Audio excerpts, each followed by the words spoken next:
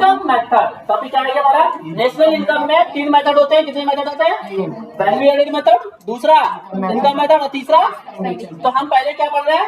Income method. तो कहता है income method of the measuring of, मतलब इनकम मेथड से हम क्या मेजर करते हैं? National income. तो under this method national income is called editing of the factor income earn by the normal resident of a country during a period. तो कहता है कि मतलब कि एनडीपीएफसी, सबसे पहले समझना कि जब भी आप क्या कैलकुलेट करोगे? इनकम मेथड लगाओगे, क्या लगाओगे? तो वेजेज, रेंट, इंटरेस्ट और प्रॉफिट जोड़ करके जो निकल के आएगा ना, वो कहलाता है हमारा एनडीपीएफसी। क्या कहलाता है?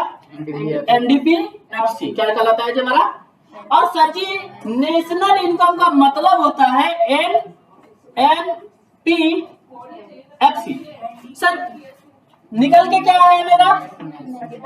एनडीपीएफसी।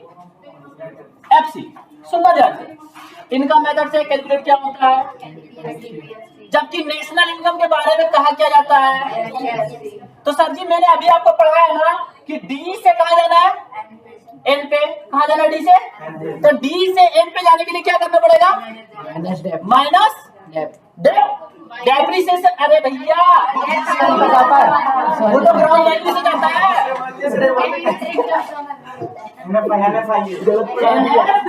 प्लस होगा या माइनस? प्लस होगा NFIA। अब बात आ गई सर NFIA क्या होता है? उसको निकलता कैसे है NFIA को?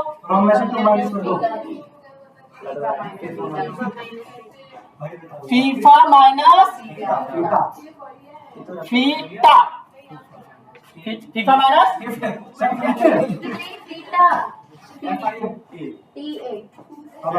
FIFA minus. समझ में आ रहा क्या कहना चाह रहे हैं?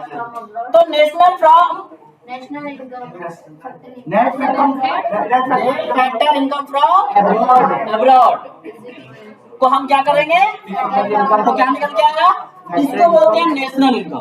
तो कभी ऐसा मत समझना कि इनकम मेथड से, सुन लो ध्यान से फिर से, इनकम मेथड से क्या कैलकुलेट होके आ गया? अब हमसे बोलेगा नेशनल इनकम निकालने के लिए तो क्या करना पड़ेगा? एनडीपीएफसी में। तो मुझे एक चीज बताओ अब यहाँ पे कि एनडीपीएफसी के लिए हमने क्या बोला है?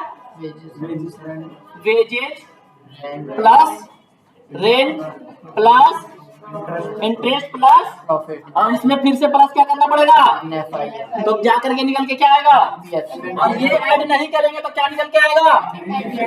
एनडीपीएफसी। अब कहता है सर जी कि वेजेज होता क्या है? Also called as.